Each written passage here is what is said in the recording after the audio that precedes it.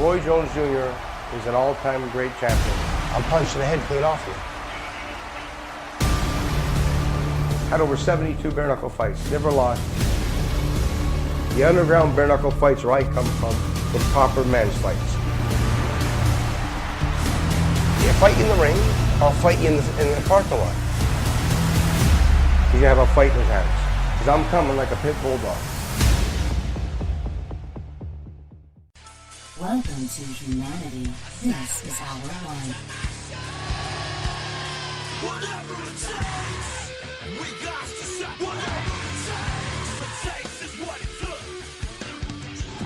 This is Brock Lesnar, and you're listening to Fight Net Radio. Hi, this is Sugar Ray Leonard, and you listen to Fight Net Radio. Ladies and gentlemen, it's time to listen to Fight Net Radio. Me, Harvey Oswald, what's your name? I know how am I supposed to know you? This is Frank Shamrock. We're listening to Fight Net Radio. Hi, this is Tia, the Knockout St. John. You're listening to Fight Net Radio, and there's no way I would ever touch Lee. This is Chuck Jacksonville. I am Stephen Bonner, and you're listening to Fight Net Radio. Bill Henderson, you're listening to Fight Net Radio. Everybody, welcome to Fight Net Radio, where Lee's burning every bridge there is out there. All right. Oh, hi, this is Manny Pacquiao. I'll fight anybody on FightNetRadio.com.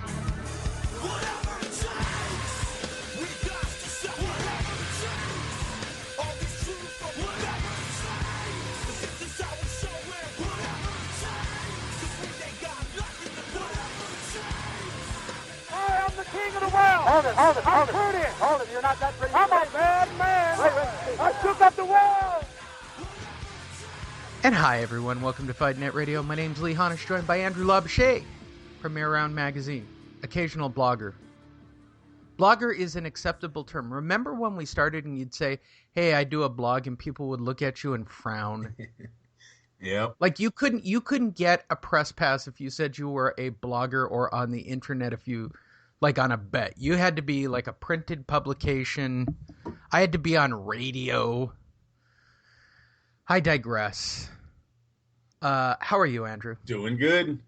Kind of sucks without the NFL, but we'll get through it. September. I just saw that on Twitter today. The whole no football till September thing. But you know what? I need a break. I'm getting a new stadium this year, so I'm very excited about that.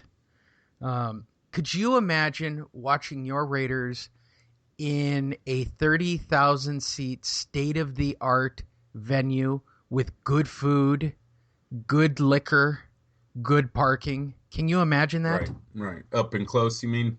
Up and close, where it's just straight up and down, where you're just sitting on top of the action. 30,000 seats. How far are the Chargers going to be from you now? Dude, it's in Carson, where the fights are. That's where the soccer field is. Yeah, okay. I could take a train. Nice. Like, I'll say this again because I said it on Facebook and people are like, you're just, you know what, you Charger haters, hate all you want. The stadium that the Chargers played in sucked. Sucked so bad that when I went to Oakland to Andrews Stadium where they think their stadium sucks, first words out of my mouth, this is the cleanest stadium I've seen. And that's weird. You know, now they're saying that the Chargers are trying to get the Raiders in San Diego, and everyone's saying it's going to be an upgrade, Lee. No. If Raiders go to San Diego, as much as you would hate it, they'd be welcome with open arms and they'd sell out every day. I mean, that's reality. I mean, there are Charger fans. But they're saying the stadium would be an upgrade from what they have in Oakland. No, they're lying. Yeah, that's a lie. No, that's a lie. I'll be the first to say it because I've been to both consistently. That is a lie. Qualcomm needs to be torn down, and they should build more shopping centers and go down right by where Petco is in downtown and build a football stadium and part convention center complex. And they should probably build it indoor, and that way they can put the roof on it. And when they have Comic-Con in town, they can use the floor of the stadium for Comic-Con. I don't see what the problem is here. I really don't. They have the space in downtown. Put it on the water, just like they did the baseball stadium. But hey, who am I? Right. My team is now, for the next 2 years, playing in a 30,000-seat venue, which means I get to see Brady in his prime, up close and personal. I get to see Well, I get to see Dak or I don't know who the quarterback's going to be in Dallas anymore. Actually, it's kind of amusing to me. It'll be Prescott. I don't think they're going back to Romo. Romo will be shipped out. Yeah, they'll probably get a lot for him. I see the Drew Bledsoe thing happening here all over again. But hey, on to bigger and better things. You guys listen to this show. FightNet Radio, all you got to do is type in fightnetradio.com. You can listen to the show in any format you want to. Andrew is the smart, intelligent boxing analyst. I am the sassy jerk of the pile. However, if you do listen to our other programs on grappling, jiu-jitsu, MMA, whatever, just look in the hashtag at the beginning of the show. You'll see a designation for MMA, BJJ, grappling, or boxing. Listen to what you want to listen to. That's what I'm saying. Whatever you're into. I will say this. If I'm involved, it's usually entertaining. And thank you if you're listening and you listen this week to Brandon Parker. We did a BJJ, strictly BJJ. Wow, that was hardcore, Andrew. It was just guys and gi talk. And there were a lot of people who listened to the show. Thank you. If you're one of them, thank you very much. And if you didn't know, he not only won, it was like Babe Ruth. He said exactly what he was going to do, and in 30 seconds, he walked in there and did it. When's the last time a fighter actually did that? Here's exactly what I'm going to do. Aren't you giving away your game plan? No, I'm not. He can't stop me. He's a career wrestler. Doesn't matter. Good for him. Did exactly what he said he was going to do. It was pretty impressive. Nothing worse than getting choked out with a triangle. It's pretty basic, too. I always think that's kind of shitty. Today, we have a couple of topics for you, as well as news around. So do you want to say, it's up to you, Andrew. We have two top stories. I haven't decided what the title of the show is yet. I'm toying with the idea that the lime's full of drugs. Lime full of drugs is all J.C. Chavez Jr.'s fault. I like that title a lot. Did you see the limes, the fake limes? No, what are you talking about? What are you oh my God, out of Mexico. Fake limes came over the border. Inside the fake limes were like a ton of marijuana. Nice. In fake, like, and if you look at these limes, like, why are there tennis balls with the limes? Like, they are the worst looking limes ever. Like, it's the wrong lime color. So these guys made things that look like limes, but then they like cheaped out at the end, and the lime coloring itself was neon almost. Bro, how did you think that was going to work? Right. Someone will be killed over that. Don't worry about it. And I don't want to break it to anybody. You could go see it on Twitter. I'm just looking at it, right? It's 2 tons of weed. 2 tons inside of limes. Okay, here's the other thing. And breaking news to Mexico. Ready? We can grow it here legally now. Yeah. No need to bring in coke, bring in heroin. We need lots of that in this country. Heroin is very popular with the kids today. Okay? You should have had 2 tons of heroin. I'd have had more respect. But you got popped for 2 tons of weed in neon green.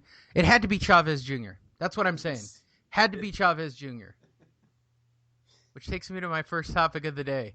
For those of you who have not seen it, all I want you to do is type in Julio Cesar Chavez Jr. hitting tire.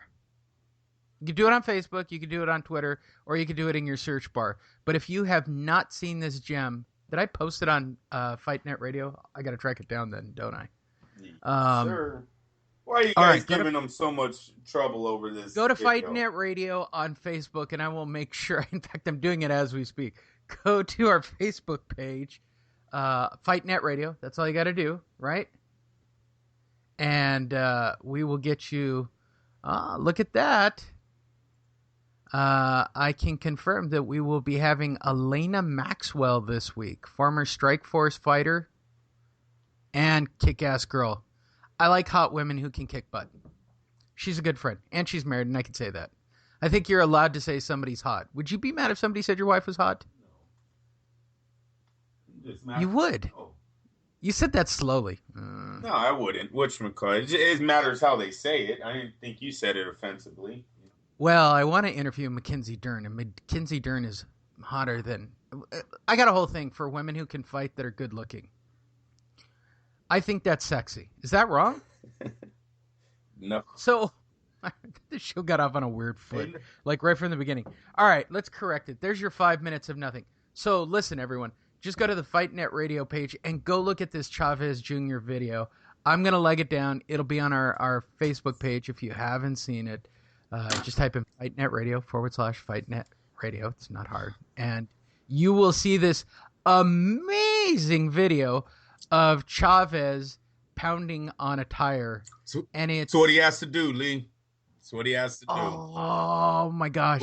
Listen, it's so bad, man. He's not going to... I mean, the video is so bad. I mean, it's so bad. It's Why really... do you say it's so bad? Is it because he's so slow? Is this what we're... Do you want me to just read the top comments from fight fans? Because that's the only ones who are looking at it, right?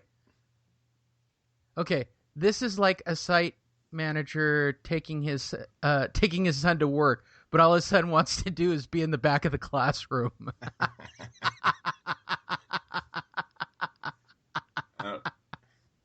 Okay, from a guy by the name of Sultan. You can tell how much he'd rather be smoking some bud and chilling. My personal favorite, Monday Be Like. And by the way, you have to go see this. Lee, it's what he has to do, though. This is what Chavez has to do to win this fight. Hardly looks motivated. Hey, they say he's below 180 pounds already. I think he's motivated. Yes. Put some more effort in. Looks like he doesn't want to be there. You guys are too hard. Too hard on him. He's not going to outbox this guy. I'm sorry. Chavez Jr. is not... Wait. You're going to like this one. Go ahead. Looking forward to seeing him look like he's about to faint on the scales. That could happen. I'm predicting Chavez is going to look... he's not going to look good at 165, Lee. He rarely looks good at 172, 170, or whatever they bring... catch weight they bring him in at. And now he's supposed to... Wait, I found a fan. Andrew, I found a fan. Okay. Armchair athletes. Why would he be going 100% the bouts in May? I